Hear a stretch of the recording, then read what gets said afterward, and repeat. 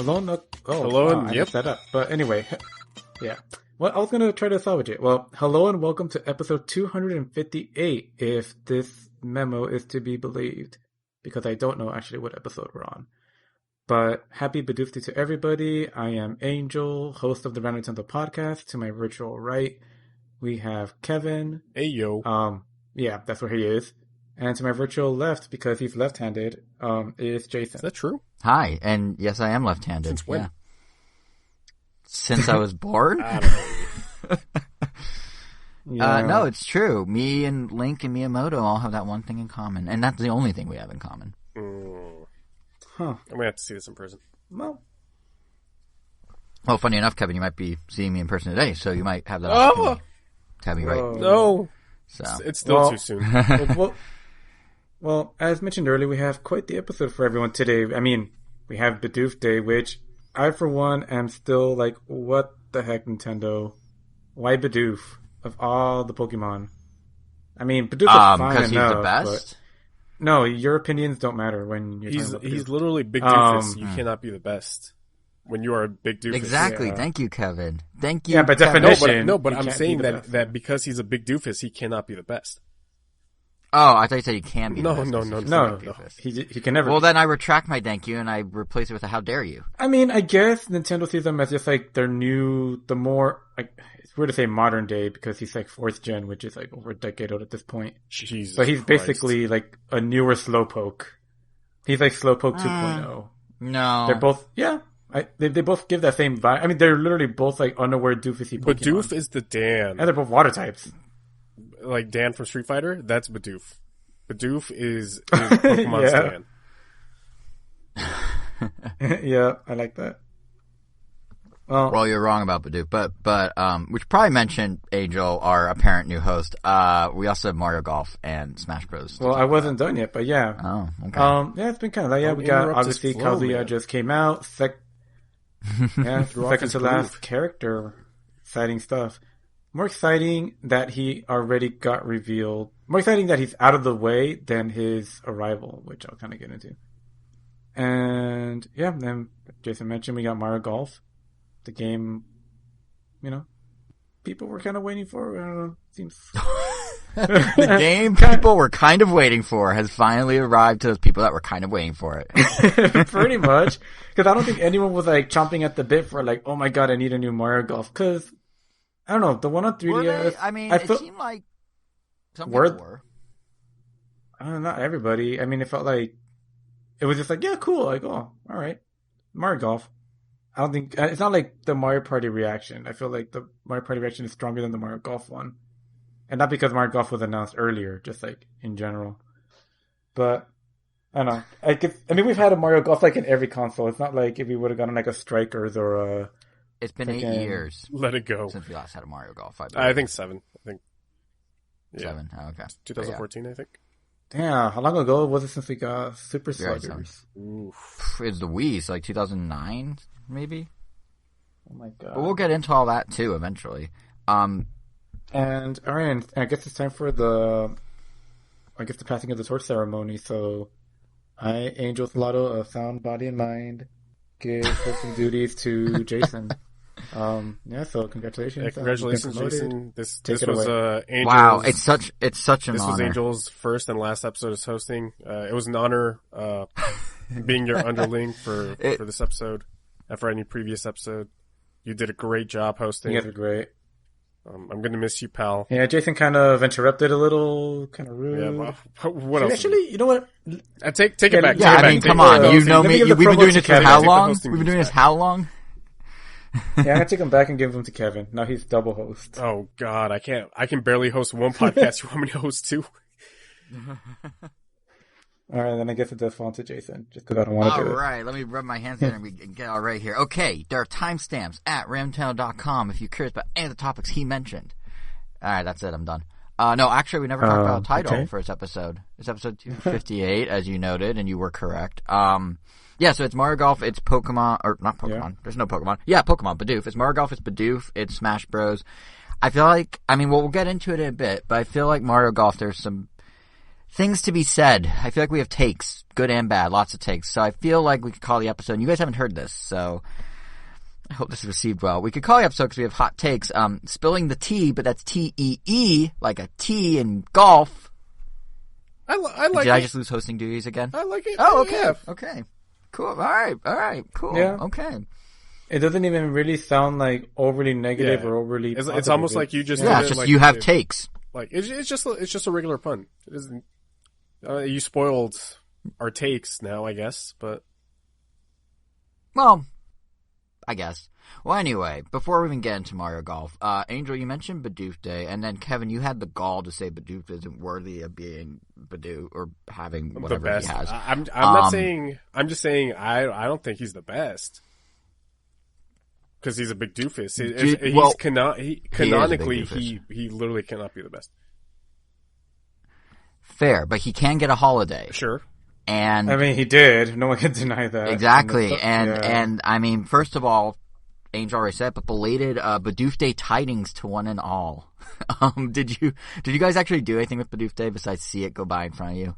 Like, I mean, where do you stand on Bidoof? Let me get out my Bidoof decorations and. Well, I mean, did you buy anything? Did you partake in any of the in-game activities? There's a lot going on Bidoof Day. Pokemon Go was taking over. Pokemon Masters EX was taking over. You could watch Bidoof episodes on the Pokemon Twitch channel. You could buy a poster from Mondo. You could do. There's more than one episode where every answer, apparently. Jesus Christ! But you could do.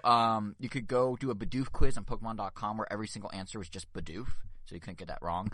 You could. Buy merch on the Bidoof website, the Pokemon website, which for all intents and purposes that day was the Bidoof website. Did you do any of that? Did you guys do anything to celebrate the glorious big doofus that is Bidoof? No. I just saw your tweet and that tweet from War64 where they showed a Bidoof hat. And I was satisfied. I was like, that's all I need. Kevin, did you partake in Bidoof? Yeah, I went to Town Hall where they were having the Bidoof celebration. It was lit.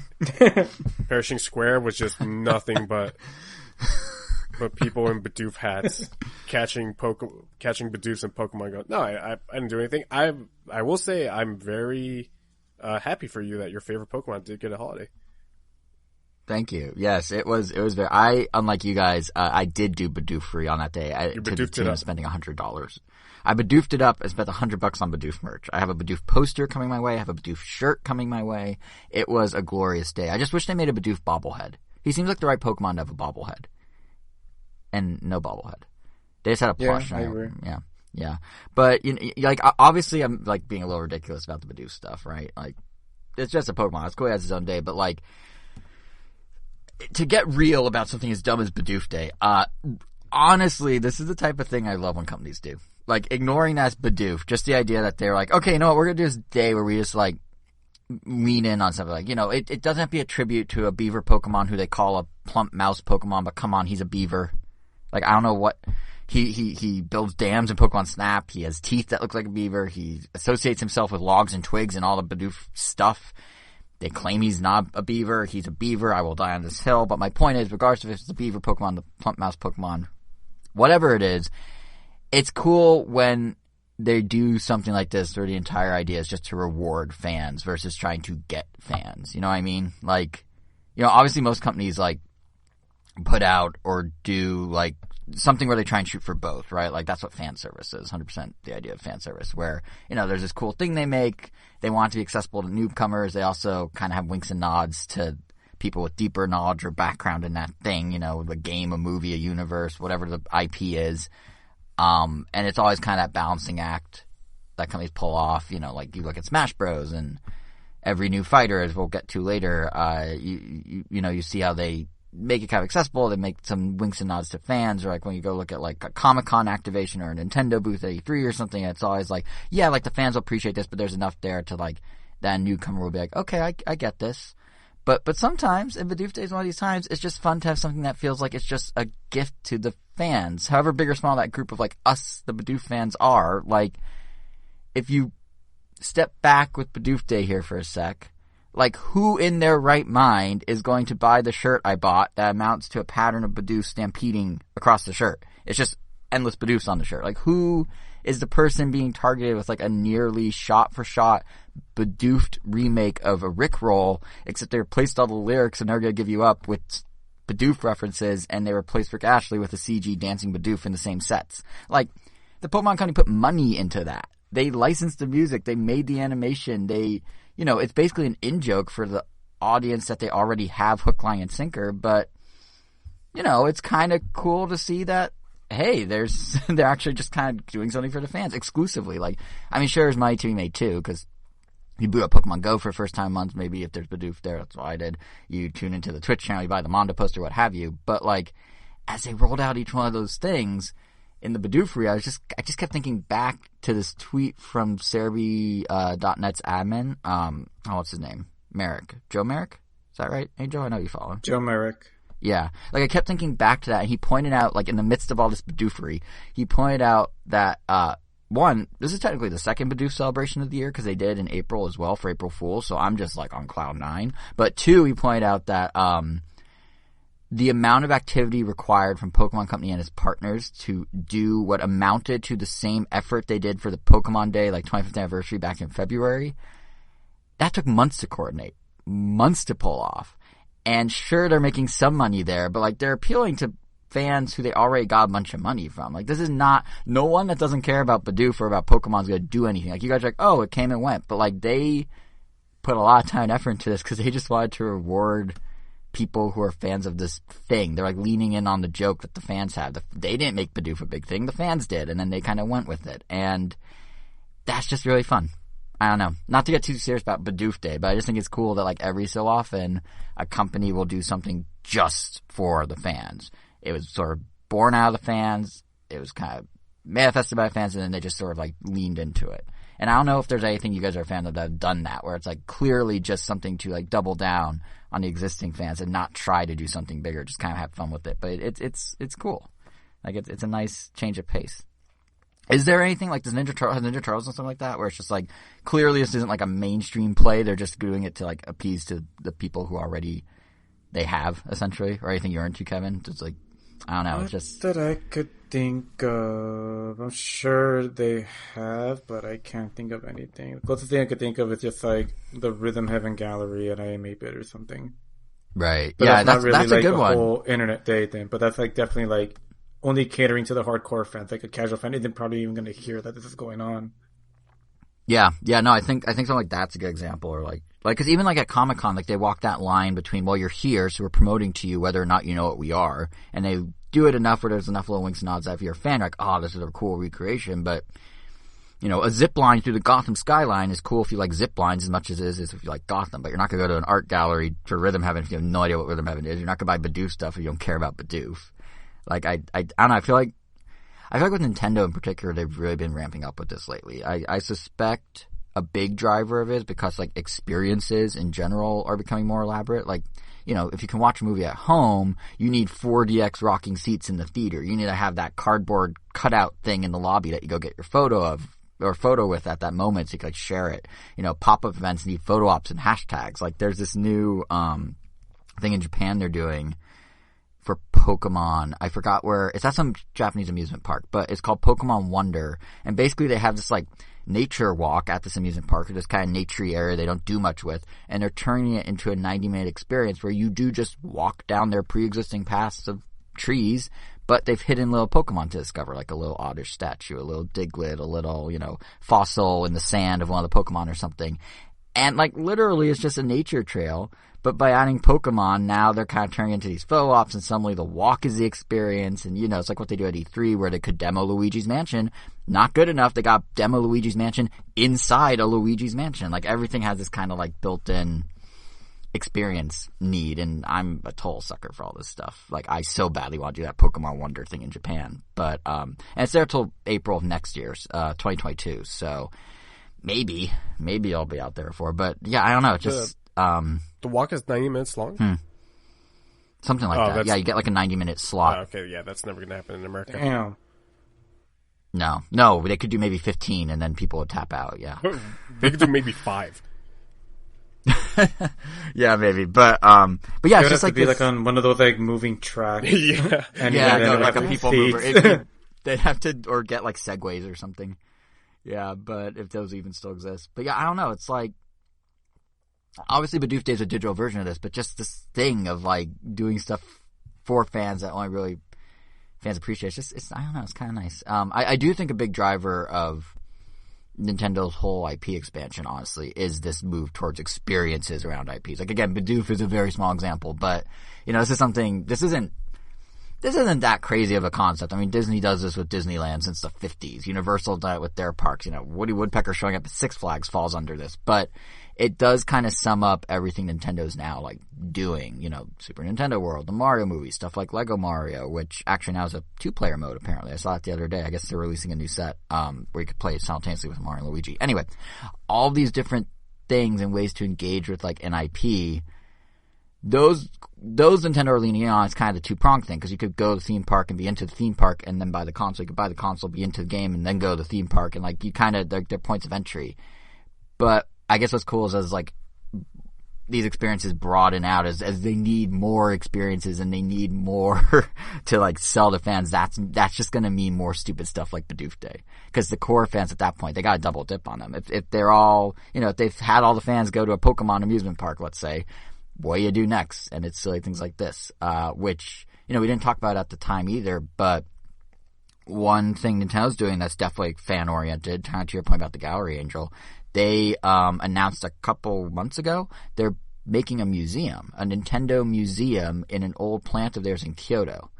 It was originally used, the plant to make Hafunda cards, and then it was their customer service center for repairs. And then I think in 2015 or 16 they stopped using it. And this is a building that's been there since the 60s. And now, after some years of deciding what to do, they're going to make they're calling it Nintendo Gallery, but kind of more of a museum. It's got their product history, exhibits, experiences, other cryptic words that Nintendo's not elaborating on, like those. But, like, this is what I mean, right? Like with Bidoof Day, if you don't care about Nintendo, you're not going to trek to the outskirts of Tokyo for this museum.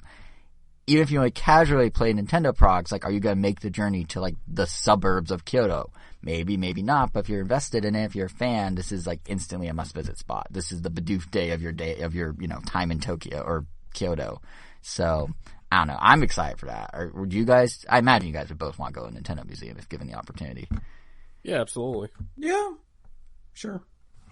Yeah, it's. Really, Japan is becoming Nintendo land. Like, I don't mean that as a slight against Japan, but like, you can go to this amazing country and just do Nintendo things exclusively. Like, this is exactly like the experiences. I'm like, oh my god, this is what I live for. Because you got the museum, you got the Pokemon stores, you got the Nintendo Tokyo store, you got the Pokemon cafes, you got the Kirby cafes, you have Super Nintendo World, you have Nintendo's old headquarters in Kyoto becoming a hotel you can stay in. You have, obviously, Nintendo's headquarters. You have, so many things they can just, you have the Torii Gates, which technically are their own thing in Kyoto that have way more history than Nintendo. But if you're a Nintendo fan, that's the Star Fox inspiration. So, like, there's all these things you can do there, just like, hey, Nintendo. Like, all these things that could just make you go like, oh my god, this is so cool.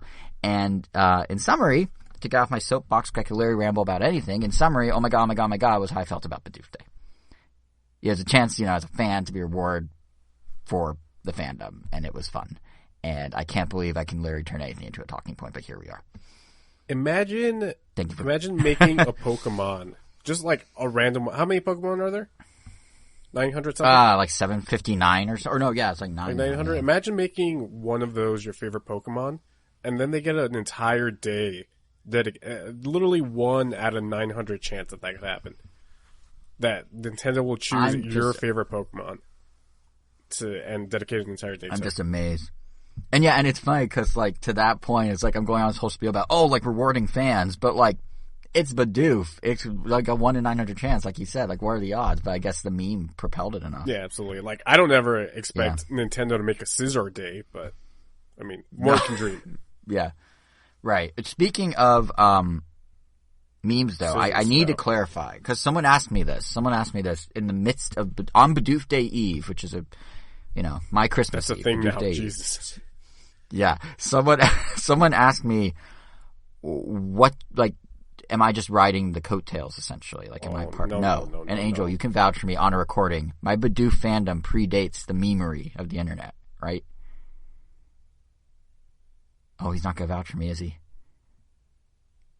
Angel? Yeah. I'll vouch for you. Ooh, I was holding my breath. No, yeah, Bidoof. Yeah. Bidoof was we were blessed with Bidoof like around high school time. I think we were like juniors when Diamond and Pearl came out.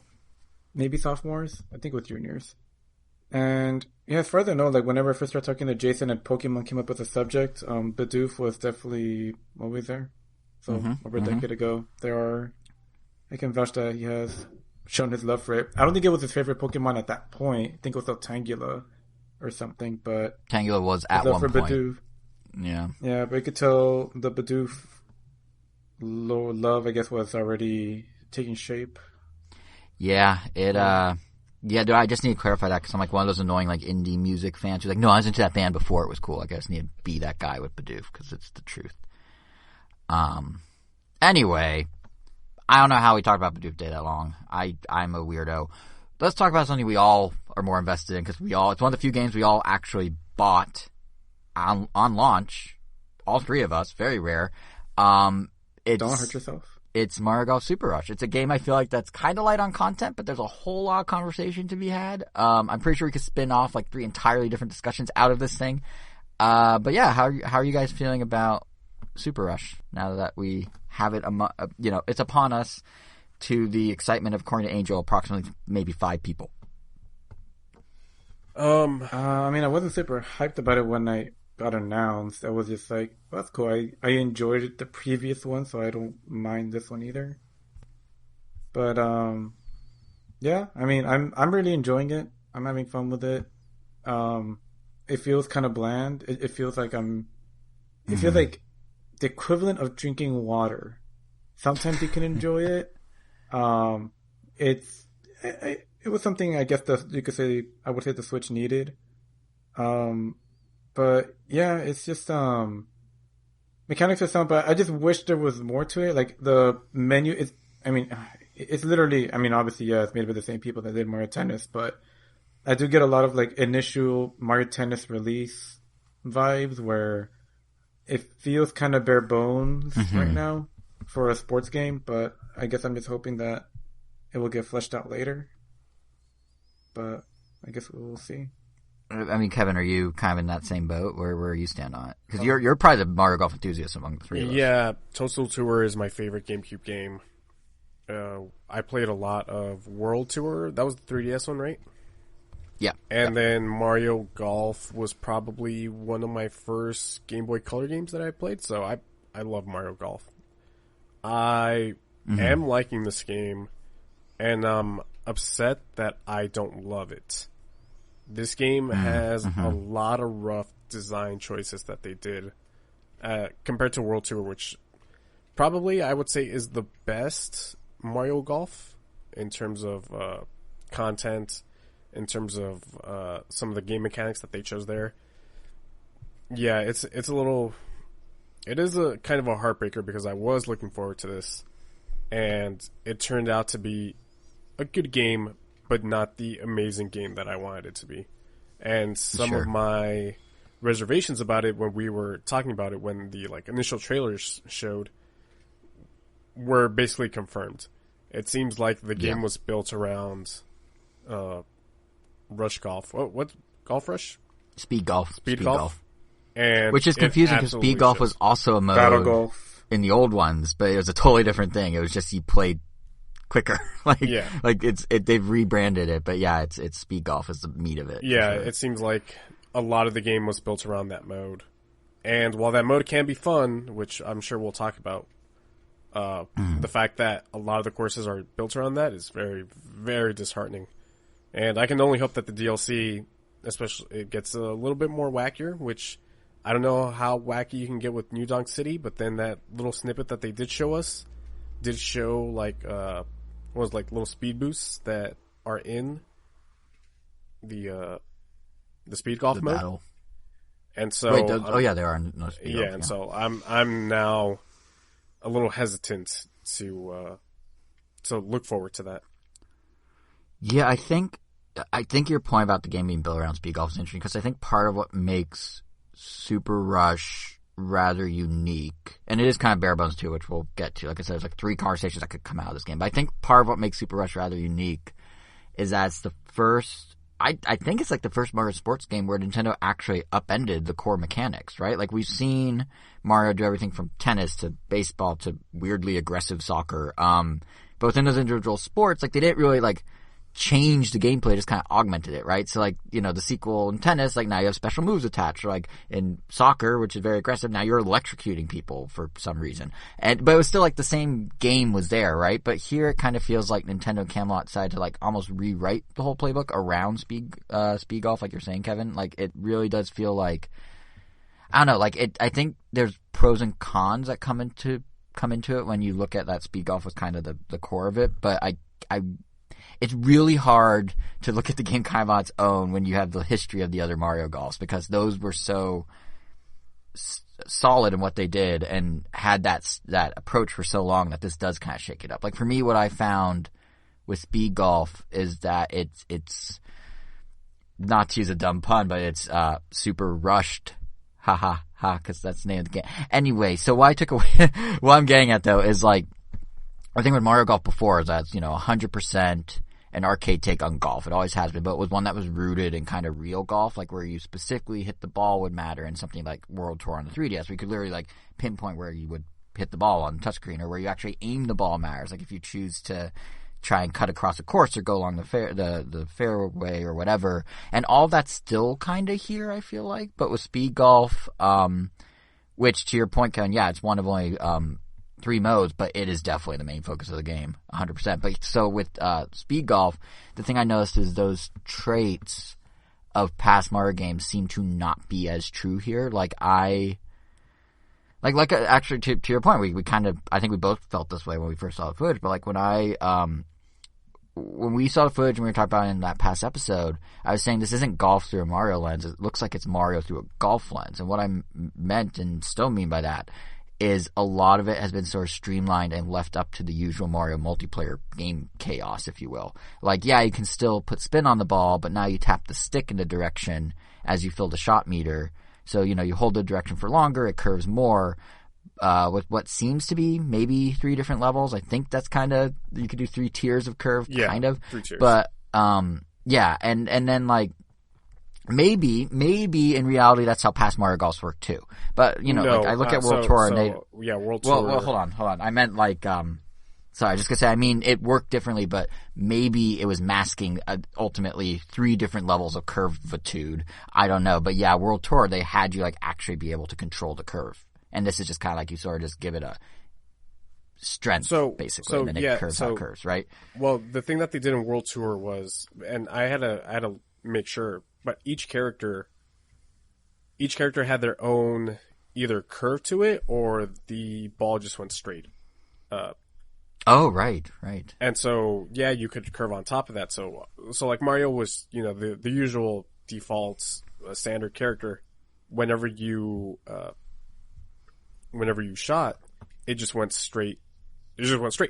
As opposed to like Donkey Kong's, his would just naturally curve to the left, and you knew that because not only did the game tell you, but the bar would also curve. And in this game, everybody just shoots straight. That's it. Yeah, and if you want to curve, you have just kind of like, you can just move the stick in a direction, which let me tell you, is nearly impossible to play if you have Joy-Con drift. This game is, like, obviously Joy-Con drift is not a good thing, but like, there's some games you can get by. This one, Wait, like, your name is Jason, right? Yeah. Just making sure, because you're starting to sound like a John. What? Yeah, you lost me there too. What, with Joy-Con drift? Remember throwing out Johns? Even Reggie made a joke about it. Oh yeah. No, I just meant more like, this is finally going to get me to fix my Joy-Con, because like it is nearly impossible to play, which isn't Nintendo's fault, but it's nearly impossible to play. Okay, yeah, I guess on some level it is, but actually, to that point, Angel, didn't you just repair your Switch? How quickly do they turn around? I was gonna say before, just in case anyone else happened to be lost, Johns is just a term typically used in the Smash Bros. Community for anyone that just throws out excuses when they're losing. Yeah. Or for excuses for losing. Gotcha. Yeah, so they just say no Johns. And there was, I don't remember what direct it was, but Reggie at one point says like, and please, no Johns, or something like that. Right. That's what Jason can tell you. I don't remember the exact know? direct. No, I do not remember. Really? No, I don't know. I don't know the script of every direct by heart. Believe it or not. I mean, but I thought you would know like some quotes. Like, do you know when he says like, "What's wrong with you"? Yeah, he was talking about, I think, trying Tetris 99 in the first direct after Tetris 99. Nope, that's a lie. That was me using the GIF of him saying that. I don't remember when he initially said it. I can tell you my body is ready is from E3 2008 when they were demoing Wii Fit. Was that for like his first E3? No, his first E3 was 2004, where he was kicking ass and taking names and being about making games. Yeah. Was that the one where they showed 3 games? Right. It was like Shaun White snowboarding. So that was 2008. Yeah. And they had Cammie Dunaway, their then marketing person, like on stage with Shaun White, and it was super awkward. Yep. That was probably one of the worst conferences. Up until that Coach Media one that happened a couple of weeks ago. Yeah, I think Nintendo 2008 was like peak. Wii is blowing up with the casuals, so they leaned a little too hard on that. It was Shaun White, some other game, and I believe Wii Music. Oh wait, yeah, no, that's 2009 then, or 10. It was 2010, right? Because I was thinking the Wii Fit one, which was 2008 or 9. Yeah, it was 2010, I think. Nope, that's not true because that's Donkey Kong. 2009 maybe.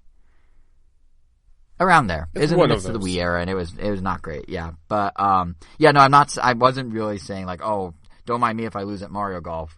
It was more like there's some games you could get by with Joy-Con drift. This is not one of them. Don't even try. Especially in handheld mode. That was, yeah.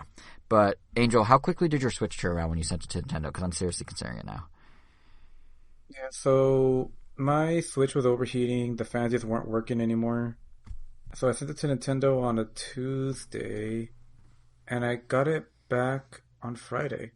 Of the same week? Of the same week. They said it was going to take 3 to 4 weeks, and I was more like 2 to 3 days. So that's that wild. was pretty amazing, and I've definitely put the Switch through the ringer already, and it definitely works just like new. In fact, it's even better. Like, it's just incredibly quiet now. But yeah, that's pretty awesome. I mean, it does help that we have a repair center, I think, just north of LA. But still, that's. Yeah, I mean, that probably explains that definitely explains a quick turnaround. But even then, when I sent my Wii U in like the mid 20-teens, I guess, it still took like over a week. 4 days is nuts. Damn. Well, I mean, it is the Wii U. They probably never expected anyone to ever send it in. They have one guy repairing them, and then when 3 come in, he's just like, I don't know. No, I actually have to look at the. Yeah, they actually have to look at the manual to see like what to actually do with it. Yeah, but anyway, yeah. So I guess back to the mechanics thing. Yeah, the shot or the spin's different, but also even the shot meter changed. Like, if I'm not mistaken, didn't it used to be 3 button presses? Like, first was distance, second was power, and then third was accuracy, or something like that, right? I don't remember. I think it used to be 3 button presses, because now what it is now, whether or not it was that, is you now, what was the accuracy is now you just fill up the meter as high as you want.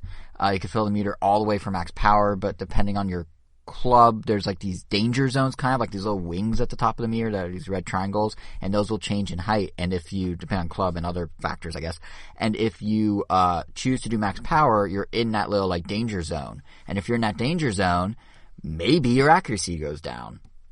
Sometimes it does, sometimes it doesn't. It's kind of like a little like game of chance in there. The game kind of decides it for you, which just feels again like they're sort of removing some of the golf from Mario Golf and putting a bit more of the Mario into Mario Golf, like that kind of like game of chance thing. And on some level, I don't know. Like, I mean, I felt like it added more strategy because depending on the type of golf clubs that you pick, you can pick some like this is like literally what I did when because I guess I don't know how long we've had this game, but I can't believe like I already managed to score a hole in one. And when I got that hole in one, like the first club that I had, if I were to hit it max range, into that danger zone, I found like, all right, it might take me just long enough, and I'd maybe with like a super top spin, I'd make it in. But then I ended up just like changing to a different club that would overshoot the hole by a whole lot, but would get me completely out of the danger zone just so I could have full control of it.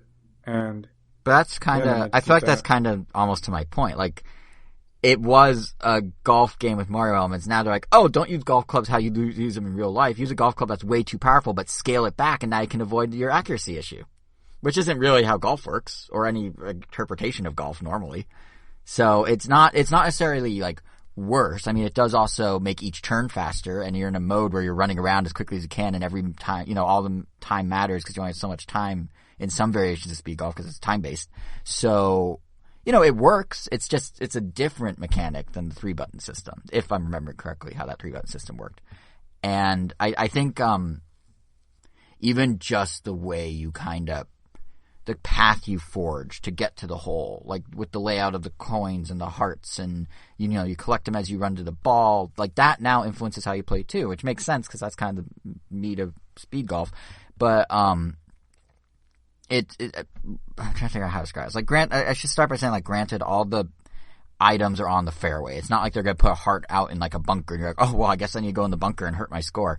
But it is kind of the opposite, because they're kind of encouraging you to now only play on the fairway in some way. Like, you can try and shoot over the water. You can try and go in the rough. You can try and like cut corners if you want, but there's no hearts for you if you do that. And the stamina meter, it needs to be filled by hearts, and you need to dash or else you're kind of falling behind, and it kind of, you know, it depletes rather fast, even on characters that are like preset if you play like outside story mode. So there's this kind of, in theory, risk-reward idea now of staying on the fairway versus being more adventurous, but I feel like the game now has put its hand heavily on the scale of wanting you to stay on the fairway when before it was kind of up to you, because you know, you want the hearts, you need the hearts, you want the coins. Like, those are basically non-option if you're going to try to forge your own path. And I don't know, it's like the variety's not coming from where you send the ball anymore. It's coming from how you race to the ball or how you race to the hole. Like, when do you use your special? When do other players use their special? Who's going to affect your ball when it's on the green with their special move? Like, all these things are not golf. They're Mario.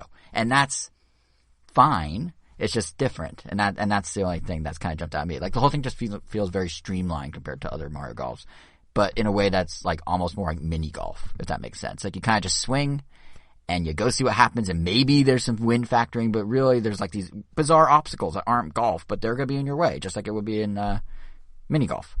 And it does create, to be fair, it is a more like chaotic Mario-y spin on golf that can be very fun in its own right. It's just different. And it's the first time, in my opinion, that Mario Golf's really been different. And those format changes, like the swing meter, like the, you know, choosing where to go, all that, because they're so core to the game, to Kevin, to your point, they now spill over across the game. So even if you do standard golf, you have the newer swing meter, you have, you know, some of the other factors. The courses are designed for speed golf, like you were saying. Like, it's definitely, if you're a veteran Mario golfer, it just feels, at least to me, like it was some big changes. So I don't know, like, do you find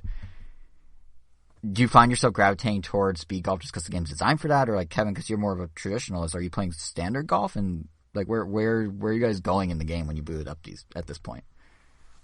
I just go into standard. I haven't touched any of the modes outside of that one session that we just did this past Wednesday, and multiplayer. And even when I play multiplayer, I usually play with rules. It's just standard golf. It's just a standard 18, no special shots. That's how I play. Just very traditional. So all the issues that you're having, or not necessarily that you're having with the game, I don't. Those aren't necessarily my issues with the game. So like the more standardized, you know, just 2-button taps, I'm fine with that, especially because, like you said, it does get. The rounds are much quicker that way. I have little design choices that I wish they just brought forward from World Tour. The one thing that pisses me off about this game that World Tour did right is the rangefinder. It's so god-awful. In World Tour, you were able to see the terrain of where your ball would land if you hit a perfect ball, if you hit a perfect swing. Here, you can't do that. You have to go into some rangefinder, and then you're not really sure that's where your ball is going to land. And then once you do the overhead view, you don't have like a free range camera to see exactly. It's so god awful. That's absolutely one thing that they completely missed the mark on with this game. I do wonder how much of that is due to the speed golf mechanic changes, because like technically, you can't be guaranteed to land where you think you're going to land anymore because, they have the thing with the like danger zones on your meter. They have the obstacles of other players. Like, I wonder if that was intentional because like, there's like elements of chance now. No, you can absolutely still have that because you could still mess up your swing in World Tour and you're not guaranteed to exactly be true. Like, very true. I hate it so much. That part has actually ruined the game a little bit for me. And it's just like this minor nitpick that they perfected that they just completely ruined. And to your point, if it's because of speed golf, well, that's another fact. That's crap. Like, like I said, on top of that, the courses have absolutely no personality to them. I unlocked all 6 of them, which there's only 6 courses. And the only one that really has personality is the last one.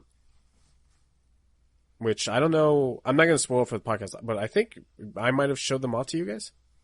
Yeah, you did.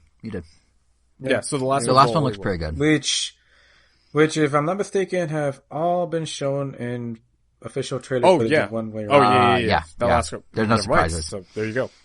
I mean, I still won't say it. Even the last I still won't say it, but that's the only one that kind of has personality, and even then, it's like, it's more like a palette swap, which is weird saying that because like it was a normal course, but Peach Gardens in World Tour, it's a standard golf map, but it's like bright pink. It has some like life to it, this game. And I feel like I've been using this word a lot to describe a lot of Nintendo's games during the Switch era, but I'm going to use it again. This game feels sterile compared to the previous Mario Golfs. And like, I don't know what it is about this generation. Like, I've felt the same way about Breath of the Wild. That open world is sterile to me. When we're talking about Super Mario Party, that game's presentation is completely sterile, and now you got another one. Mario Tennis got away with it because that game is absurdly wacky for obvious reasons. You got your power ups and stuff like that. Your boss battles, your different challenges and such. So I don't know why I keep feeling about these Switch games. Yeah, I think, honestly, the one place where it isn't sterile and the one place where it really actually, to be fair, Golf Adventure, they do have like little boss battles and challenges, but not quite what I've seen yet, not to the extent of tennis. But the one place where I feel like it's the adventure mode isn't even that great. It's something. It's like it's nice for them to have dabbled back in like the RPG. Everyone's been kind of wanting that from the series for a while now, and it does kind of a good job of creating various scenarios to teach you like the ins and outs of golf, and there's some interesting clubs they add and like stuff you can do that actually changes how you play. But then they like pick up an idea and drop it after one time. It's just like, well, you gotta elaborate on that, you gotta build on that. And like, nah, you tried it onto like more generic golf, and it's like, oh, okay. And like the dialogue is very superficial. I mean, it's a golf RPG, how serious can it be? But like, you go talk to some people around the golf club or whatever, and like they all say basically the same thing 4 different ways. It's just like, at least like create some personality here or something, to your point about it being sterile. Weirdly, it's the prettiest of the modes. Like they do stuff like after you complete a tournament and you're walking back to like your golf club house, whatever. It's like the sun setting and the lighting's really nice, and it's like bouncing off like a lake nearby, and it looks really pretty. But it's just like, why did this mode get the nicest attention? And the courses look kind of bland, because you're right, they do. But I do think where it's the least sterile, to what you were saying, is also the mode that I think probably has the best Battle Golf. What I'm getting at is Battle Golf. My theory is that the entire concept of this game stemmed from Battle Golf, and then they tried to make it work for the rest of the game, because this mode, Battle Golf, in my opinion, is where like everything just clicks. The shoot and dash mechanic matters because it's a race to any of the 9 holes on the course. Hearts and coins are scattered every which way to help you kind of maintain your necessary stamina no matter how you choose to play the course. The special character abilities are paired with not just environmental hazards, but also the ability to launch items at opponents, kind of Mario Kart style. There's like bumps and bananas. It's fast, it's frenzied. It just feels like this. If they just put all speed golf stuff in there and kind of had that be its own mode and have normal Mario Golf, they would have complemented each other really well. But it seems like they're kind of like, all right, well, we built all these mechanics. Let's see what we can transfer to regular golf, and that's when like the holes start to appear. Especially considering that the two courses for Battle Golf are their own like thing. Yeah. So why they're even completely adapt independent. so why even adapt some of those rules for like the standard golf? It's such questionable so bizarre, design. Right? It makes no sense. And like, maybe I'm wrong. Maybe they did speed golf first, and they're like, well, what if we do like a battle mode equivalent? I know a few episodes ago we were talking about how Mario Golf is basically becoming like the Mario Kart of golf. So they have standard racing where you go to the same goal at the end, which is the hole, or you have battle mode where you do this weird arena thing. But like, I don't know, just everything makes so much sense in battle golf, and I have so many questions in regular golf that it's just like something somewhere clicked or didn't click. So yeah, I don't know. I think battle golf has the most personality, even though yes, the menus are still very sterile. Nintendo's obsessed with this font in all their games now. That is essentially, I don't know if you remember in the Wii era, like every Wii Sport, Wii Music, Wii Play, Wii Fit, they all had that same sort of font in the games. It's kind of like a bank Gothic looking, like squared off font. Whatever this font is, they use it in tennis, they use it in golf, they use it in party, they use it in everything. It's like a slightly HD modern version of that font, but it's so boring. It's like the GameCube font, like just that square font. It's everywhere in Nintendo games. But yeah, it takes away all the personality. It's very legible, and that's good, especially, to be able to help folks who maybe have some eyesight trouble or can't see things as clearly. It is very contrasty and legible, and not like, whimsical Mario 1998 font or anything. But nonetheless, it's very generic. I wonder if it's just a sign of the times, because every company has like just completely generified. Is that a word? Yeah, generified it is now. Their logos. It's definitely not. Yeah, I don't think gentrified is the word that I'm looking. It's definitely not. But no, it's not. Like they gentrified the logos. Yeah, yeah. Like GoDaddy's, their logo is like a simple logo. You got eBay that had its different sized letters is now just the same font. Google, obviously, that one used to be. It used to be like Times New Roman-ish. Now it's just it had kerning, exactly or not kerning, serifs. Yeah. Yeah. Now it just looks like everything else. It's probably part of that, because there's definitely been a push towards legibility and cleanliness of like design and fonts, but it does take away personality from something as whimsical as a Mario game. Even as I'm saying, I wish this Mario game was less whimsical and more like golf, I'll admit that the whimsy came from the menus, it came from the level design, it came from that, less than the gameplay, so that's kind of a weird flip, almost. Or not weird, that's not the right word. It's not weird, because that implies it's bad. It's just a flip. Things flipped. For better or worse, they flipped. Yeah. I don't know, the standard golf is solid as usual, at least in my opinion, and I have loads of fun with it. I just wish it had more personality. Yeah, I think personality is one of its weaknesses. I think the biggest weakness, which we kind of touched on, is there's just not enough of it. Like, we talked about how there's 6 courses, right? I plus the Battle Golf Arena, so 7, I guess. And they all have kind of varying rule sets. So I actually went back and looked. I looked at all the other Mario Golfs. World Tour, when it launched on 3DS, had 10 courses initially. Toadstool Tour on the GameCube and Adventure Tour on the GBA had 7 initially, or total, they didn't have DLC. The original Mario Golf back on the N64 had 8. So, like, the sheer number of courses isn't horrible. It just feels like honestly, like, Super Rush is kind of matching the earlier Mario Golfs. Like, it's just, I feel like it's not just the courses, it's the lack of options and modes within them. Which is weird to say, because we were just... Do you think the subtitle is reflective of the development? Potentially, and I admit it's weird to say, like, oh, they didn't do enough modes, because, like, they did the RPG that everyone wanted. It's right there. But just from what I am reading, it is not the RPG that everybody wanted. True, it's definitely lighter, but, like, they tried to check the box. They put the effort in to make like an 8 to 10 hour long single player campaign. They tried to check the box. So you could be like, okay, well, they did what you want. What more do you need? But if you think about raw gameplay options, so Super Rush has Golf Adventure, which is the RPG, Speed Golf, and Battle Golf. What it does not have, and again, I went and looked through all the modes of the old ones, it does not have equivalents to Ring Shot, Near Pin, Coin Shoot, mini games, challenges, skin matches. All in various forms have existed since the first Mario Golf. And what's even weirder is it's entirely missing tournaments. The tournament feature was a huge part of World Tour, both online and off. But what I find to be particularly perplexing is that Nintendo's been trying to build a scene around online multiplayer on Switch, right? Like not, beyond Smash. Like they have, the Nintendo Versus account to host Mario Kart 8 competitions.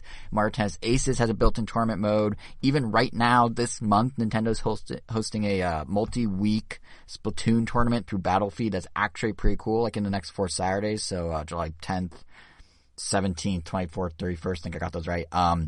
Each of the 4 modes of Splatoon will get its own tournament. So for the 10th, it's Rainmaker, then it's Splat Zone, Tire Control, Turf War, etc. And at the end of it, like the top 4 teams from each weekend are going to receive actual, like legit prizes for the first time. They're giving them all gaming chairs, trophies, jackets, gaming headsets, My Nintendo points. It's probably their biggest online-only tournament thing Nintendo's done for the general public, which is cool. And yet, as they do all this, they take it away from a game that's ripe for similar attention. It just doesn't make sense, especially in a series where tournaments have a legacy. Do you remember, Kevin, since you were a Toadstool Tour guy, do you remember the Target partnership they did with Toadstool Tour?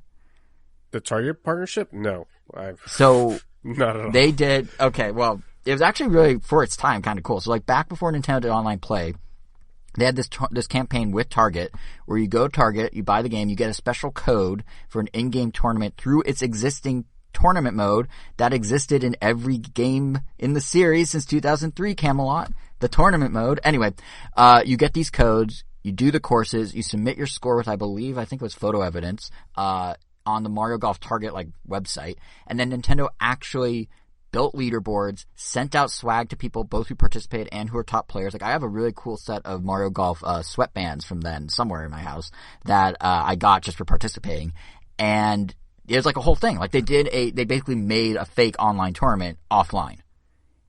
And if they could do that in 2003, I don't know why they can't have tournaments built in after doing it already in 2021. It takes so much work now. I guess. It's probably what Nintendo thinks. Yeah, no, it doesn't though. And to be fair, we talked about how they're doing new content, right? Like New Donk Say's coming up. We already talked about that. Maybe there's modes to come with it. Maybe tournaments will come back. Nintendo hasn't said. But I don't know. It's just like, the infrastructure exists on the 3DS version. It existed without the online connection in Toadstool Tour. Like, at the very least, I hope they add some courses that have personality. Like, I would be cool with them up-resing the 3DS World Tour courses. Like, you know what would actually be really cool? They should do what they do with Mario Kart, where they bring back old courses from old Mario Golfs and they just label them like, oh, it's GameCube Peach's Castle, or it's GBA Toad whatever, or, that sort of thing. Like, that would be a really easy way to just give us more content that has personality. Never mind the modes, let's say. Let's just talk about the content. And then, just push it out for free. Like, why not? Like, when they do this stuff, tend to deliver when they do the later updates. Like someone buying ARMS today has a much meatier experience than day one. Even stuff like Mario Kart Home Circuit, Mario Kart Live, they just the other day randomly added a new cup to it, 4 new tracks, and a new Yoshi kart. And it's like, when they put effort into it when they play catch up. It's just, it'd be nice if they didn't play catch up and just had day one, Yeah. Well, maybe COVID has something to do with it. Yeah, to be fair, it may. But it's just like, it's like this weird new norm for Nintendo where, and I think we were all hoping it wouldn't become one, but it's becoming more apparent where like, they're not stripping out, they're both stripping out past options. But they do eventually bring them back, either as DLC or like new Super Mario Bros. Style, like reboots of a franchise. But then they also just launch with a lack of things. Like if they didn't have tournaments, fine, but to take out the other stuff, to not have that many courses, to take out personality, to take out all this thing, like it's weird. It might be COVID, but it's weird. I guess that does bring us to the final topic of Mario Golf. I told you there was a lot of discussions that could happen here. So, we talked about how this game is relatively different from Mario Golf. So never mind the lack of content and if COVID's to blame. Just, it's a different take on Mario. And this is something I think we touched on when the game was first shown, but if Nintendo's seemingly moving away from Mario skin golf experiences to a golf skin Mario experience, what happens if they decide to revive other Mario sports? Like Striker's already there, Mario Strikers, but like stuff like Mario Baseball, that's not so much there. Even Mario Tennis is more like traditional tennis. Like, do you think this could be kind of the end of the line for those experiences, or do you think maybe where would you want them to go? Because I know you were saying particularly, Angel, about baseball earlier. I don't know. I mean, baseball is more in line with this than Whimsical Mario. Because baseball, at least like the way my friend Nigel and I played it, was pretty standard. Like the only Mario thing about it was just the fact that you can tackle the ball to a nearby player so that they can catch it and do a super throw. or jump off of another person to do a super jump to catch a potential home run. Other than that, it's pretty much like it follows the rules of baseball to a T, down like to like all the little technicalities on fouls and stuff so like that. Do you think? But do you think if this is where they're going, that's no longer going to follow it to a T? And are you willing to accept that fate? I don't know. I would rather them just port Super Sluggers and then do whatever they want to the next version. Yeah, I kind of feel like they should do a litmus test. Because like the parallel I keep coming back to in my head is what happened with Paper Mario and Luigi, where literally, initially they had these two kind of separate takes on what Mario RPG should be. Both were still RPGs at that point, but then over time, I think Nintendo decided, like, no, this is not what we want the franchise to be. And whether you as a fan were along for the ride or not, the change came. And sales-wise, Nintendo was proven right making that change. Like, Paper Mario on Switch is the best seller in the series.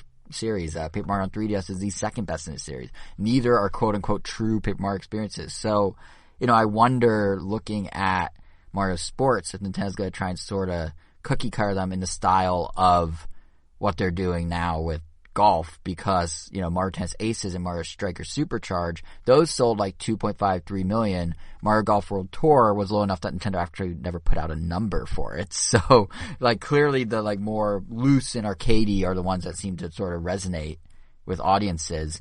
But to your point, yeah, I think if they did a litmus test, that like honestly just take Super Mario Sluggers from the Wii and like you said, just bring it to the Switch. I mean, Nintendo's clearly happy doing that. We have Skyward Sword HD coming out in like a week. So, why not? Like, it's something Nintendo's shown not just with Skyward Sword, but like Advance Wars 1 and 2 Reboot Camp from E3 last episode. They are willing to try again with franchises from back in the day and see if they can make them big again by just doing like kind of a bare minimum re-release. And that's no knock at Way Forward. Obviously, they're putting effort, but I mean, like, it's the same scenarios, it's the same game is just modernized or revamped or whatever you want to call it. Even like Famicom Detective Club, the game's producer has now gone on record that the hope is the know-how his team learned when porting over those games will lead to a new game. So Nintendo's clearly fine with possibly doing it. So yeah, just bring a Super Slugger, see what happens. I mean, Nintendo just actually invested a supposed, and I quote, significant amount of money into a company who cut their teeth on remakes and remasters. Forever Entertainment, they're best known as the team behind the Panzer Dragoon remake on Switch, and they're now receiving funding from Nintendo for several more Switch projects. So like, just toss a Mario Sports their way, have them, see how it fares, give them Sluggers, give them Chargers, or not Chargers, Strikers. Where do I get Chargers? Like, see, if the audience is there, and then use that as kind of the proof if this is the right direction. I mean, obviously, I'm being overly simplistic. It's not that simple. Just be like, here's a port, do it. But I'm going to pretend I'm saying it seriously because like these port tests do work. I mean, Sega did it with Super Monkey Ball. We first got Banana Blitz HD. Now they're getting us some more Evolved Banana Mania. Square Enix did it with The World Ends With You. Now we're getting the sequel, Neo The World Ends With You, which is out like in a couple weeks' time. And actually Square Enix just did it a second time by announcing that Trial of Mana was such a successful port that now they're doing a whole new Mana game for consoles. So, yeah, it just seems like even stuff that recently leaked, now that I think about it, like Castlevania might be coming back. The Australian and Korean rating boards, I think, leaked that they're making a Castlevania Advanced Collection for Switch. And I'm sure if that sells well, the 3 GBA games on one cartridge, I'm sure if that sells well, we're going to get a new Castlevania. So just do it, Nintendo. Just give us the same games, see if the market agrees or not, and then maybe that will determine if our sports games, go the route of Mario first or stay sport first. Will they do it? Probably not, but I can dream. Anyway, that was Mario Golf. Unless you guys said anything else. No, that's pretty much it. I mean, is it a good game? Yeah, I would say it's a good game, but will it live up to expectations of people that have been following that franchise forever? Probably not. But I mean, if you're jumping into this one, then yeah, you're fine. Oh yeah, if this is your first one, yeah, it kind of goes for any of these sports games. I mean, gotta keep in mind, like, doesn't feel like that long sometimes, but. Yeah, we really have been following games for a long time. I mean, we've pretty much been following Nintendo since its like inception, for lack of a better term. And I guess to what it became today. Modern Nintendo. So, yeah, modern Nintendo. So, yeah, we we're the ones that will most likely be disappointed more so than anyone under the age of 10. Or even, I would we even have say historical baggage. 16 or 18 for that matter. But And to that point, like we were talking about Golf Adventure being kind of ho-hum, like it's probably great for kids. Like the writing and everything, like it seems perfect for kids. But you know, the historical baggage of we've played better versions of these things for kids, like like don't get me wrong, I'm not gonna see a kid on the bus playing Golf Adventure, having a great time, and being like, please, you know. Yeah, you just slap the switch out of his Here, hands. kid, let me give you this. You don't understand. There's And better like things Game you Boy could have Color, played. and he's just befuddled, trying to touch the screen. You bring out a CRT TV out with a GameCube attached. This is the one you need to play. But yeah, and that's the thing is like we are looking at it from the perspective of kind of long-time fans with built-up expectations over the years. So when they do shake things up, we can't help but contrast it, which is what I say about the mechanics. Like it's hard not to because we have that point of reference. But anyway, that was Mario Golf. Separate from that, and also kind of lingering from E3 in the same way Mario Golf was, is the newest Smash Bros. Fighter edition, who is already out, as Angel said at the top of the show. So we had a direct where they showed, is it, how you pronounce it? Is it Kayuza or Kayuza? Kazuya, okay. Because they never actually said his name in like anything. So I was like, oh, like verbally. But yeah, I think they Kazuya did. from Tekken. They showed when oh, did they? when they show his windscreen, I think they do say Kazuya wins.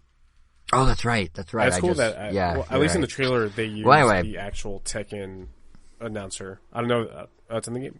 It's in the game. Yep. Instead of having the victory music, they do that. Yep. He's the only character to have it spoken like that. Very cool. But yeah, so they showed him in the E3 Direct with the windscreen. And I guess they're keeping up this motif of straight up murdering classic Nintendo characters because they had him just throwing people off a cliff. Volcano. So, you know, but yeah, they did that. Yeah. And then, they had the Sakurai Presents the other day and we got a 40-minute deep dive into everything about him. And then they released him the next day. So this past Tuesday. And, you know, we're going on just shy of a week with him now. So, Angel, how are you feeling about him as our Smash Bros. Dude?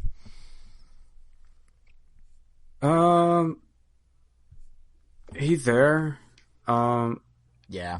I mean, like, and this is like strictly speaking from like a, like just personal point of view as far as like overall character excitement.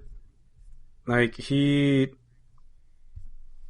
doesn't do anything for me. So, you know, the best thing I could say about him was that I enjoyed his reveal trailer and like, I don't know, they were an interesting pick, but as far as a character in the game, like, yeah, like I don't know, I don't find them that much fun to use. They feel very stiff and sluggish, but that's kind of how I feel about a lot of these fighting game characters because they all have this kind of same like stiff mechanical feel to them. But that's kind of the point, though, and that's not to say that he's not a good character. He's definitely a very good character. It's just you know, it just doesn't click. But from a competitive point of view, though, yeah, he's a pretty scary one, that Kazuya. Cause, like, up until this point, Bowser, for the most part, was the only one that really had armor of any real significance that played a lot during a fight. Maybe K. Rool. But, while Kazuya definitely isn't as good as Bowser's, like, I have run into a few instances where I would throw out a really strong move at a Kazuya and he would just tank it and just be like caught off guard and then just get like completely like destroyed. And it's kind of weird being on that other end because I know like I do that to a lot of people. But, and not to mention like he also has like a command grab that kills really early, kind of just like Bowser. So it's also interesting being on that other end where it's like, oh man, like any second now he could throw out this move that comes out really fast. Because it does come out almost instantly, like not as fast as Bowser again, but almost just as fast. Because the only ones we'd have before that was Incineroar, who, you know, he would like do the side B, fly across the screen and grab you and do the wrestling toss. Or Ridley, who would fly across the screen and then drag you down. But those had a lot of startup. Like you would pretty much have to you could dodge them almost every time if you're kind of like expecting them or if you're, aware of them. But Bowser's and Kazuya's, like, yeah, if you even drop your guard for like half a second, like you're gonna get grabbed by it because it comes out almost instantly. So yeah, just having a character that can do that is also kind of interesting. Plus, he also has like a crazy mega long laser for some reason. So yeah, I don't. It's his demon form. Yeah, devil form. It's like he's definitely like a close-up fighter. People have already discovered like true zero to death. Like as in, if he touches you, you will die, which is kind of nuts. So like on a competitive level, he's a nightmare because if he touches you, you're dead. But luckily, I guess unluckily for him, which is obviously intentional, he is incredibly vulnerable off stage, like more so than his characters, because his recovery is incredibly linear. Like if you just toss him off stage, at least with Bowser, like I can just use a forward down tilt, where he just like kind of punches at a downward angle, and that will catch him before he grabs the ledge every single time, and he just straight up dies. There's like nothing he can do because he can't. If he tries to side B, he'll get some distance, but usually it's not enough for him to grab the ledge. And typically, like people like Fox, who can use his little Fox light dash with side B to get horizontal distance and then follow it up with an up B to essentially make up the rest. Or like Pikachu, do your Skull Bash or Luigi Rocket and then up B. Kazuya can't do that. He has like a side B that moves him across horizontally, but it's like a one and done deal. Once you do that, you can't up B for some reason. But his up B, while it does go up kind of high, it just goes straight up, which makes it really easy to counter. But yeah, although it is interesting, his second jump is also really weird. He doesn't do the falling animation after. He can like continue on. Yeah, which is kind of been the trend for just about every DLC character. Yeah, except for Hero. It's interesting that the core game doesn't do that. Yeah, very few characters like don't go into Tumble anymore. It seems like everyone that got revealed for the most part after Smash 4, like just doesn't have a Tumble animation. I mean, yeah, it just doesn't go into Tumble, which is interesting. But his, compared to others though, like he does take a little while to get there though. But yeah, so I don't know. Interesting character. Is he going to be like the best in Ultimate?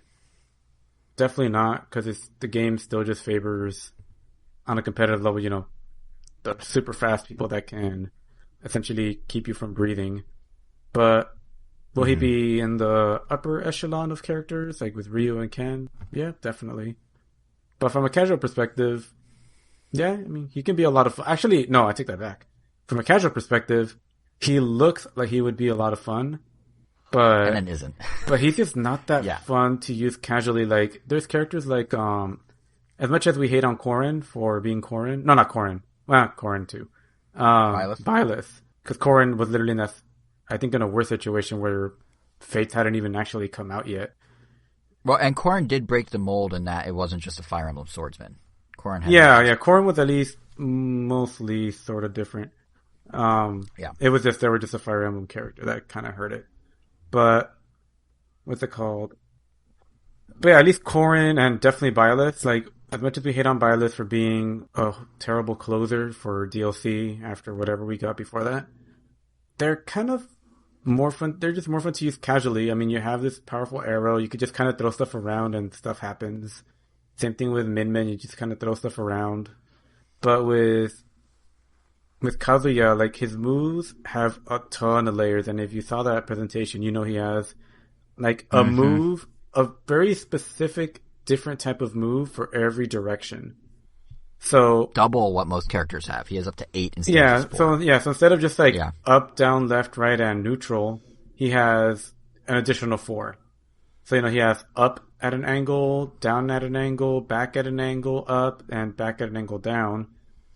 And he also has that equivalent in the air. And then he also has, like, you can tap and pause a mid-attack to do a different type of attack. If you're crouching, he also has different types of moves he could do then. If you go from a crouching stance to a standing and immediately press A during the transition, he does another move during that. Like, he's definitely like a fighting game, or I guess technical players, like, dream. Like, I don't know, you could definitely workshop him to death, but if you're just like a casual player and you just pick him up, I guarantee you're gonna feel like how do I do anything? Like it just feels like he's not doing much. Like he just Not even how do I do everything. The issue is you can't appreciate, and I say this as a casual player, you can't appreciate the intricacies because they all feel all those different mini combos he can do. Basically, the extra combos. Like it's cool in concept, but they all feel very similar as just different kicks and punches. You know what I mean? I'm sure someone listening is like a diehard Smash person screaming at this recording right now. But like honestly, like the idea is more interesting than the execution unless you really are deep in the like fighting community of it, because they all just kind of feel the same and you don't see much different. Yeah, and I definitely honestly like there is a lot of appreciation for that. Like on my end, like while I don't enjoy his playstyle, like I mean I wasn't really necessarily expecting to. Like I'm definitely not disappointed by his inclusion or the inclusion of any of these DLC characters, because I mean I have Bowser, so it's all just gravy. It's just more opponents to fight again. But yeah, I mean the amount of work that goes into it. I mean you could tell he's just a huge fighting game fan, and it's definitely awesome to see him like commit this much to making him feel true to Tekken. And he definitely looks and behaves like a Tekken character. Like it's just kind of crazy watching him run around, do his combos with the red sparks, and oh man, like the forward and back throw when the camera changes, if it's a 1v1. It's cool. Yeah, like it's cool. He brings a lot of that flair and style that like a Tekken character would bring, and it's awesome. But that's only 1v1, right? The throw, because I was trying to figure out, because I've been playing, not against other people on the local machine. If you have 4 people, it doesn't do it, right? Because how would that even work? It would only trigger once there's 2 people left. Once it's 1v1. Gotcha. Yeah, you don't necessarily have to go into 1v1. It's no different, because he also does the whole thing where he's always facing the opponent, but only if it's a 1v1. So if you start with a free-for-all with 4 people, he'll play just like a normal character.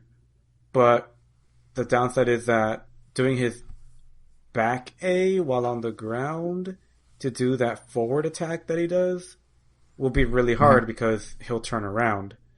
But once 2 of the people die and there's only 2 people left, he'll automatically switch to the I'm always going to be facing you mode, which will make a lot of his moves easier to land. Which is the same thing with Terry, because if you press like back B, he does like a forward kick. But if there's like 4 people and you do back B, he's just going to do forward B, but in the other direction. Which sounds confusing, but that's because it is. But yeah. Yeah, no, I get what you mean. He's interesting because like the concept of taking a leading man from a 3D fighting game and shoving him into a 2D one is even as a casual player, not knowing the full intricacies, I could appreciate like, oh, he's close range, except that laser he shoots with B is farther and his dash is farther, so I could do a little distance. Like I could appreciate that level, but that's not what makes it special. It's all the intricate stuff you're talking about. But just the way they took a 3D character and made him work in a 2D space, and then kind of worked around the limitations of like he doesn't jump by doing the devil form and stuff like that. Yeah, Sakurai was saying in the presentation, basically, heaven told me to do this, which was a in joke about Nintendo's name, but nonetheless, like him being like, I had to make it work. He made it work. It's just if you don't understand the intricacies or aren't as into it, he just feels like another fighting game character and doesn't like stand out. But once when you know type of thing, I guess. Yeah. But yeah, I mean, that's Kazuya. I mean, good addition, but I mean, this DLC season has been pretty good.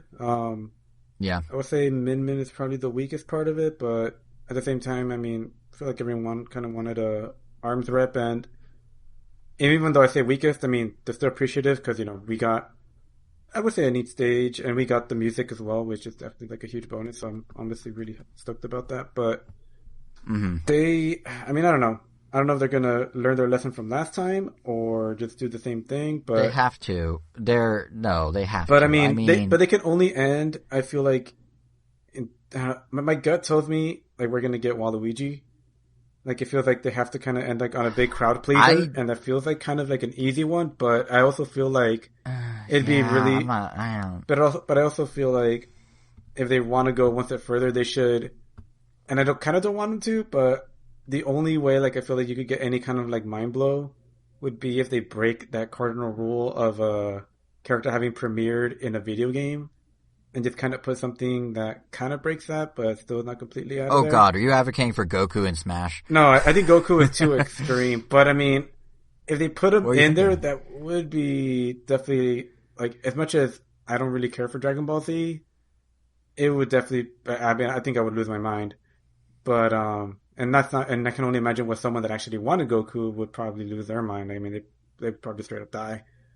But Mortality rates because I shoot mean, up because we across the already world have. the I day mean, that's the fact announced. we already have like Kazuya versus Ryu versus freaking Terry versus Sephiroth. Like, damn, like it's crazy. Like, what Nintendo or what Smash Brothers like. I don't know, just what legacy it carries within it. So I don't know. Yeah. Hopefully, that last character is something really special. I'm looking more forward to the don't know- freak out I than the just- actual character. Oh yeah, that's true. I kind of want wouldn't even resonate with fans, but like I just want like the thing I mean, I would even be kind of like disappointed if it Smash- was like as much as I would like a Rhythm Heaven rep. If that was the closer, I'd be kind of like, oh, that's kind of a downer. But Yeah, I I would think. Well, I appreciate think that, part I of the feel. problem is, I think there is this weird situation that's unfolded of there's like a character who makes sense and a character who gets a reaction, and the reaction is obviously the initial thing, but then is the character cool later on? And like, this is not related to I that think people thought, would but clearly I argue that personally, Goku would always be interesting. People way too over. oh yeah. No, but I mean like, I think it was I mean Sora, and then you could have like a Mickey and Donald in the final Smash or Goofy, and that would be like a what? Disney would got be- involved in that- some way? that would be what you're talking about with bringing someone. That in would from the feel like a outside. nice in Sora's video between. game, but Yeah. But then- no, I but like then the characters Disney's that just don't involvement make is- sense. Like I think, like Minecraft Steve, Piranha Plant, like on some level Banjo-Kazooie, like the ones that you don't think about as, oh, this is a fighting game, you should put this character in.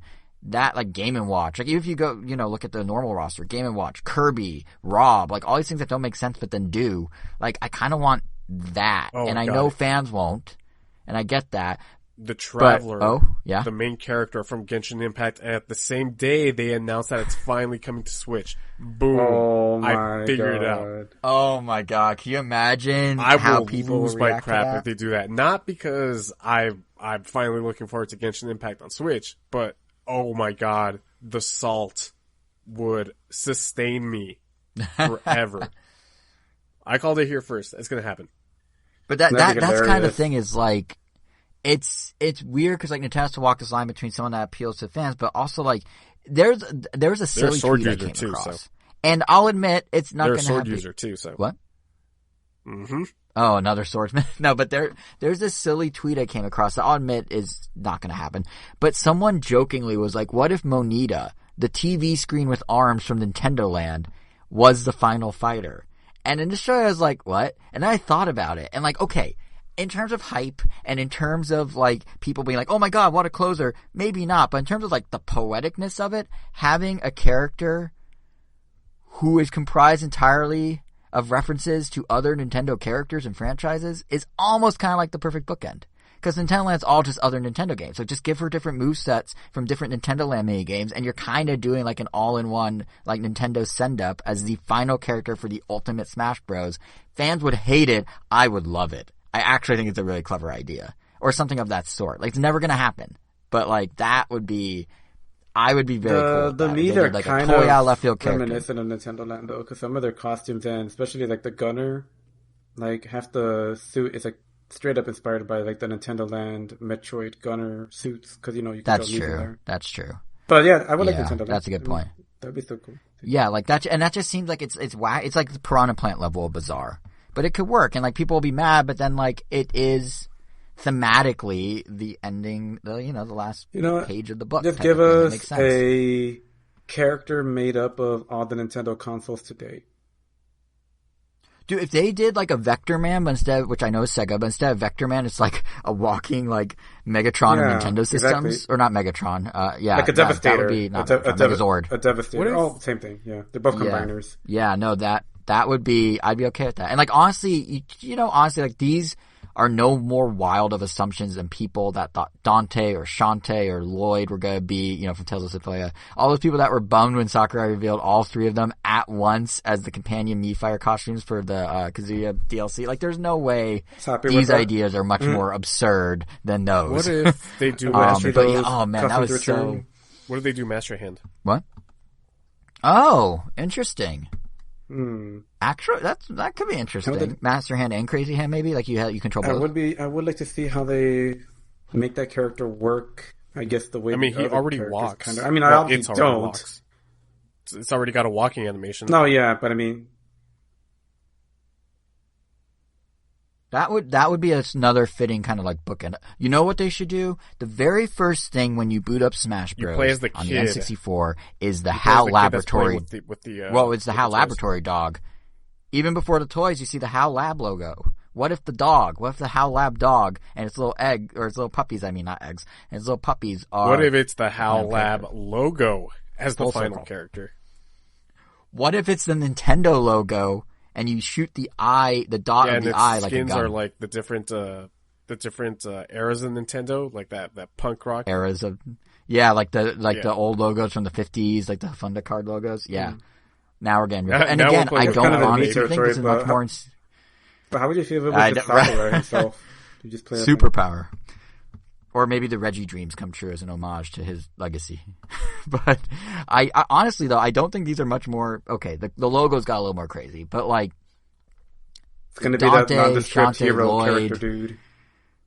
No. Oh, it's good. You know what's gonna be? It's gonna be the what are those like wireframe guys you always fight in all the old ones? I forgot what they're called. Like the bots basically. Well, one of them in Melee they were literally called wireframes. So yeah, it's gonna be that. Or did you mean the fighting polygon team?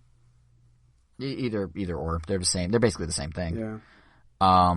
Yeah, it's gonna be something like that. But no, it to your point about wanting all the salt, Kevin, I don't usually feel it the same way. But man, when he showed that triple header of those three, all of which people wanted as fighters, all of which are just me fighters, like I definitely felt that fan outcry in real time. Like it was like, oof, that was a triple blow to a lot of folks who really dreamed that at least one of them would join the roster. And honestly, Dante, I'm going to say it, Dante and Lloyd, if they were fighters, would be very boring.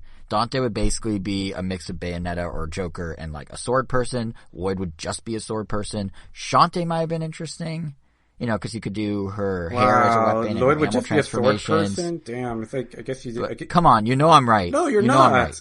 Think about what they did. Think about what they do. He would be somewhere he'd be like more Corey. like, he'd be like Robin. Oh, Robin, that's what I meant, yeah. Okay, fine. All right. Well, point is, they're like someone that already exists. Yeah. But to be fair, I know. I'm just characters that are pretty much other characters. I don't know. Minecraft. Don't get me wrong. You have your one every now and then. That's completely different. Yeah, I was just nitpicking that you said. What I'm saying. No, but that's what I'm saying. You got to end on the high note. You got to end on the high note. I was just nitpicking that you said just a swordman, just a sword. But they knew they had a second pass coming, so it's a little different. This is the end. Still. I hope.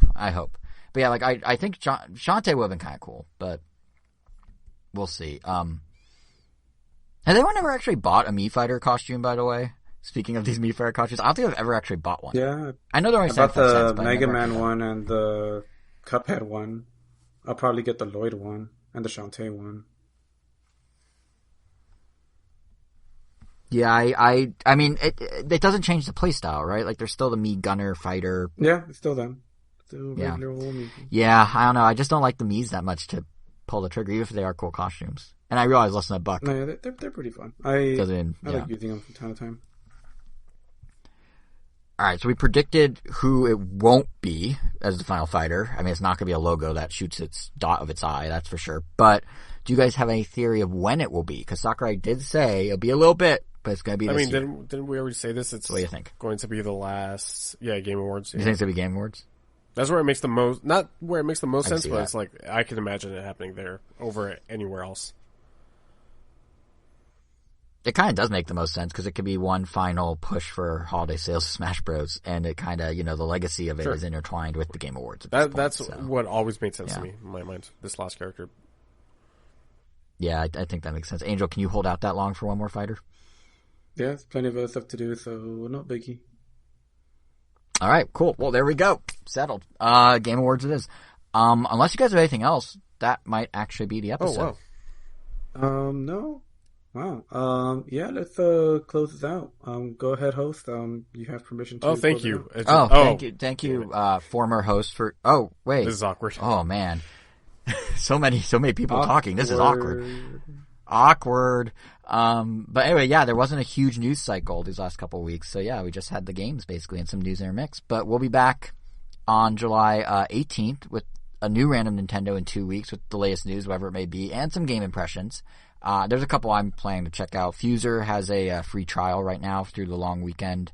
If you're a Switch Online member, some I have impressions of that, among other stuff. But we'll see. But before any of that, on July 11th, it'll be the return, I think, right, Kevin, of Random Non-Tendo. Fingers crossed that we are still on this planet. With, actually record it. Yeah, hopefully. Do we have any idea what we're talking about? Fair. Okay, so you're going to have to follow us on Twitter at Nintendo or subscribe to us on your favorite podcast app. We got to talk Transformers. Google, Apple, Stitcher. Oh.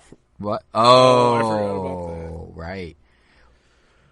Well, I guess you got to hear our impressions of Transformers, and to make sure you don't miss it, you can follow us on Twitter at Nintendo or subscribe to us on every podcast app, including Google Podcasts, Apple Podcasts, Stitcher, TuneIn, iHeart, Spotify, Pandora, YouTube. We are Nintendo.com. You get the idea. Basically, wherever you're listening to us, just like come back there. Or you know what? If you want to double dip, triple dip, quadruple dip, go for it.